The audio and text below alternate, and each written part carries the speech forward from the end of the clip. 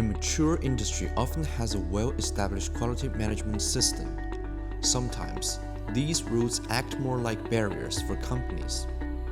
Germany-based ComPro has come to China with the goal of providing Chinese automakers and suppliers with services to align with the quality management standards of European and American markets.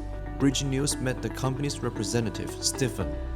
So in his view, what challenges does the Chinese automotive industry face in terms of quality management as it seeks to expand its exports?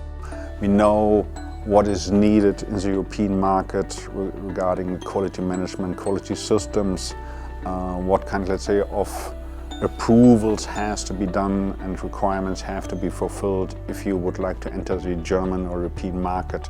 I think the whole quality process from the final product over the process running, the process implementation, the equipment of the machining and the step before of the metrology equipment. For all these steps, the European market have their own specifications and rules. And this may be one of the hurdles which are needed to jump over, I would say, to fulfill these requirements. That's why then the company ComPro, means compliant processes, fulfill exactly these steps. The development of electric and smart vehicles is broadly transforming the automotive manufacturing process. Will the current automotive quality management system undergo changes in response to this trend? Well, the IATF 6949 is like, I would say, you said, like a rule book. It's really describing the, in general terms, quality management requirements in the automotive industry. Maybe there is some requirements for adaptation for EV, but also especially autonomous driving. Autonomous driving is very, let's say, you must trust the system, you must trust that everything is working fine, it must be reliable.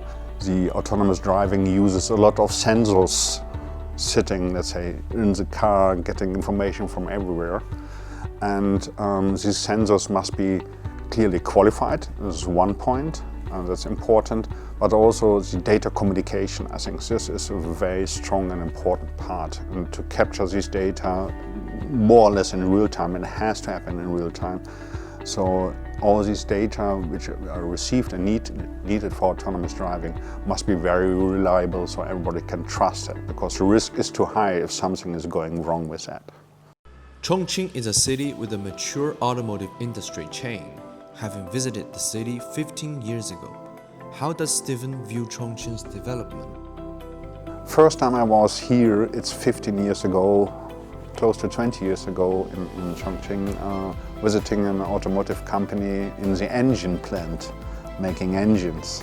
And now everything is now moving to EV. I see on the road mostly only Chinese cars with the new technologies, very strongly AI and software driven. So the classical, let's say, petrol engines and so on, that what I see here is not a topic anymore. So I think the Chinese market is also going to define and set standards also for the global market.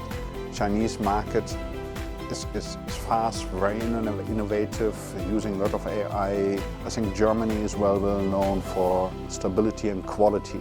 This collaboration between China being very innovative, very quick, combines that with German quality. I think this is one of the key partnership and cooperation I see is a good bundle for the next steps and for the future.